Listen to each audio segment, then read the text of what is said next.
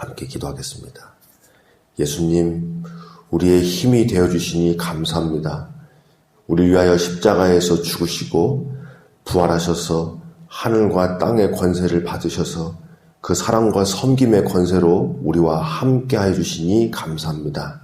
이제 주님과 성령으로 끝날까지 동행하게 하여 주옵소서. 우리의 힘과 도움 되시는 주님을 찬양하며 예수님의 이름으로 기도드리옵나이다. 아멘. 자, 오늘 새벽에는 누가복음 마지막 부분을 보는 날입니다. 자, 이제 누가복음에서는 예수님의 마지막 부활하시고 승천하시기까지의 40일에 대한 이야기, 물론 사도행전 앞부분과 함께 봐야 되겠지만 예수님께서 부활하신 이후 제자들에게 40일을 나타나셔가지고 예수님이 분명히 죽음 가운데서 부활했다는 것을 가르쳐 주시고, 그리고 하나님 나라에 대해서, 복음에 대해서, 또 성경에 대해서 예수님에 대해 뭐라고 말씀하신지를 가르쳐 주시고 이제 승천하셨다, 이렇게 기록을 하고 있거든요. 그래서 이번 주간에는 승천에 관한 이야기도 좀 집중해서 보려고 해요. 승천에 하늘로 올라가셨다는 게 어떤 의미가 있는가, 이거 매우 중요하거든요. 승천에는 매우 중요한 의미가 있습니다. 십자가만큼이나 예수님이 승천하셨다는 데에는 아주 큰 의미들이 있습니다. 뭐 예를 들면 이런 거예요. 십자가에서 예수님께서 다 이루었다 말씀하시고 죽으시잖아요. 다 이루었다. 모든 죄값을 다 치루었다. 그것처럼 승천은 이 땅에서의 모든 그리스도의 사역을 마쳤다라는 거예요. 완전히 마쳤다. 그러니까 십자가상의 사역을 다 이루었다 하고 마친 것처럼 이 땅에 내려오신 이유가 있는데 끝내셨으니까 올라가신 거 아니에요. 그리고 하늘에서는 그 보좌 우편에 앉으셨다. 이 보좌 우편에 앉으셨다는 것도 마찬가지입니다. 진정한 왕이 되셨다. 우리를 위하여 하실 구속사 일을 마치셨다. 또 뭐 중보자시다. 뭐 이런 다양한, 그건 이제 하나하나 살펴보겠지만, 그런 의미를 가지고 있습니다. 자, 그런데 오늘은 이제 누가복음 24장 마지막 부분에서 우리에게 주시는 어떤 교훈들 한두 가지만 보도록 하겠습니다. 이 50절에 보면 50절에서 53절이 이제 마지막 부분인데 한번 읽어보실까요? 이렇게 기록이 되어 있어요. 예수께서 그들을 데리고 베다니 앞까지 나가사 손을 들어 그들에게 축복하시더니 축복하실 때에 그들을 떠나 하늘로 올려지시니 그들이 그들에게 경배하고 큰 기쁨으로 예루살렘에 돌아가 늘 성전에서 하나님을 찬송하니라. 아멘. 자, 오늘은 요거 하나만 보죠. 예수께서 그들을 데리고 어디까지 가셨다고 써 있냐면 베다니 앞까지 가셨다, 이렇게 써 있습니다.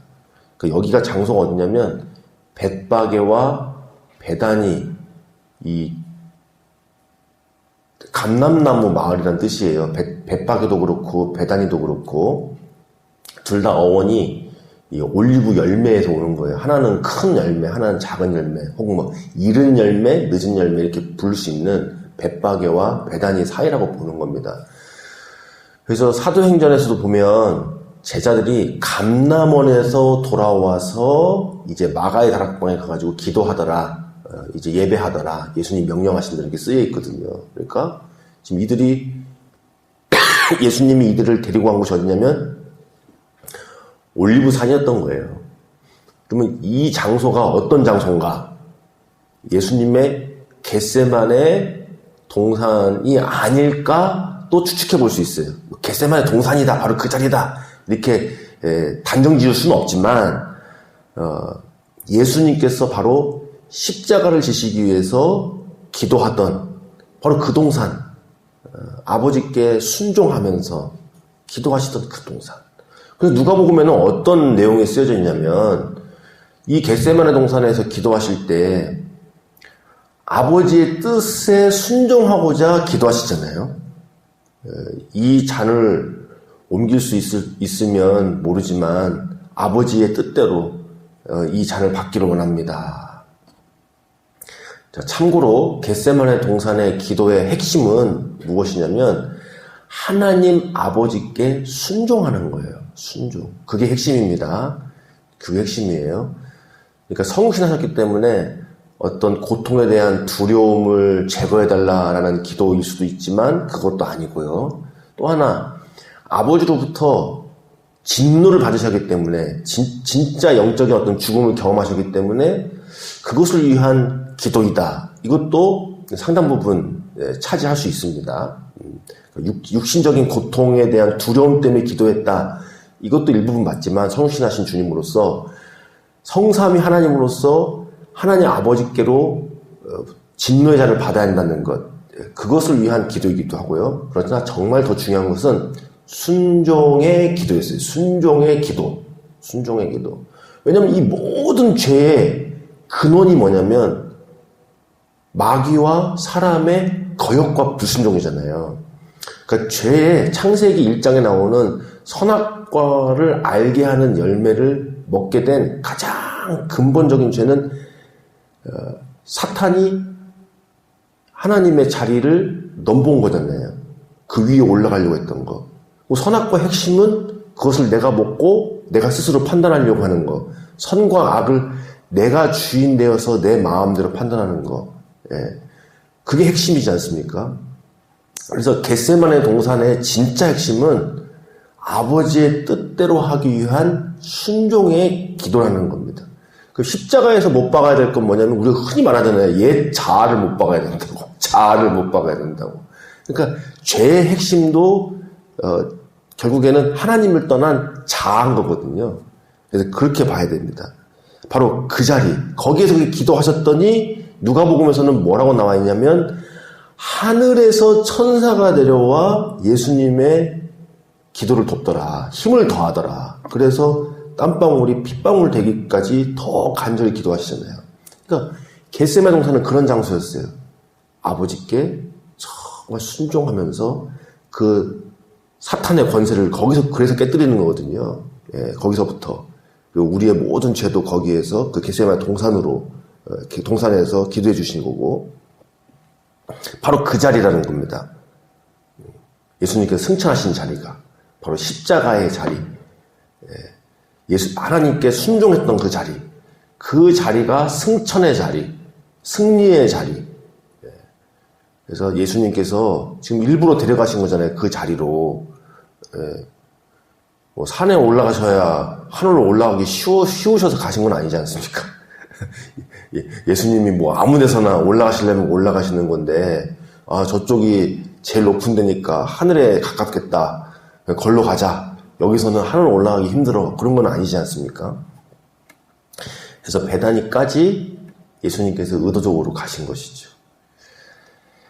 자, 이것은 우리에게 많은 것을 이야기하고 있습니다. 분명한 것은 우리의 기도의 자리. 그런데 그 기도가 무슨 기도의 자리느냐? 예수님이 보여주셨던 그 기도의 자리. 하나님께 순종하신 그 자리. 그 자리가 곧 승천의 자리, 부활의 자리, 승리의 자리가 된다고 우리 주님께서 가르쳐주시는 거예요.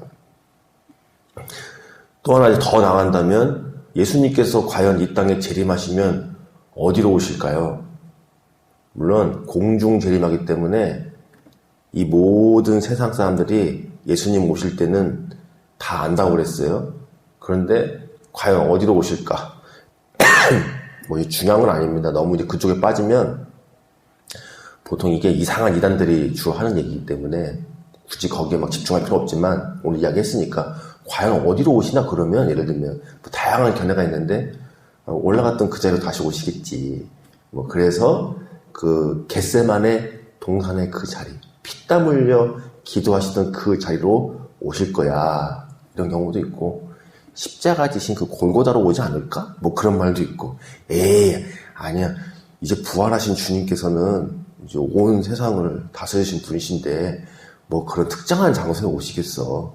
그런 건 아니고 우리가 그걸 예측하는 거는 의미가 없어. 이런 견해도 있고 네, 그렇게 무방이 없겠습니다. 자, 이렇게 우리 주님께서는 바로 그 하나님 아버지께 순종하셨던 그 겟세마네 동산 감람산에서 승천하셨습니다. 부활하셨어요. 하늘로 올라가셨습니다. 그래서 우리 주님께서 바로 이것을 보여주시고 본받으시면서 어떻게 하라고요? 이제 열이라고 말하지만 성령이 오기까지 너희는 기다리라고 그랬어요. 그러니까 그 성령이 오기까지 기다리면서 했던 것이 어떤 기도겠어요? 예수님께서 겟세마네 동산에서 기도하셨듯이 아마 기도했겠죠. 너희는 머물라 그랬으니까. 근데 겟세마네 동산 감람산에서 가셔가지고 승천하시면서 성령이 올 때까지 머물러라 하셨으니까 머물면서 한 게 뭐냐면 여기 보니까 찬송하고 예배하고 기도하고 했겠죠. 근데 아마 겟세마네 동산에서의 예수님의 기도를 본받아 하지 않았을까 이렇게 추측을 해보게 됩니다. 자, 오늘 우리 주님께서 이제 누가복음 말미에 베다니에서 하늘로 올라가신 장면을 통해 우리에게 주신 교훈을 살펴보았고 또 한 며칠간 또 누가복음 마지막 부분, 사도행전 초반 부분을 보면서 우리 주님께서 부활하신 이후에 어떻게 무엇을 가르쳐 주셨는지, 어떤 소명을 주셨는지, 그리고 승천의 의미는 무엇인지를 차근차근 살펴보겠습니다. 기도합니다. 부활하셔서 하늘과 땅의 권세를 가지신 주님, 십자가에 죽기까지 복종하심으로 아버지께로부터 진정한 권세를 받으신 주님, 이제는 그 모든 지상 사역을 마치시고 하늘 보좌 우편에 앉으셔서 천상의 사역을 이루고 계십니다. 주여, 우리가 주님을 더욱더 사모하고 다시 오실 주님을 기다리며 우리에게 명령하신 바대로 이 땅에서 십자가의 길을 가길 원합니다. 베다니에서 승천하신 예수님, 그 의미를 깨닫게 하여 주시고 우리도 그 겟세마네 동산의 기도를 본받아 주님과 함께 이 땅에 살게 하여 주옵소서. 오늘도 주 앞에 신실한 마음으로 기도합니다. 주 앞에 새벽을 깨워 나왔습니다.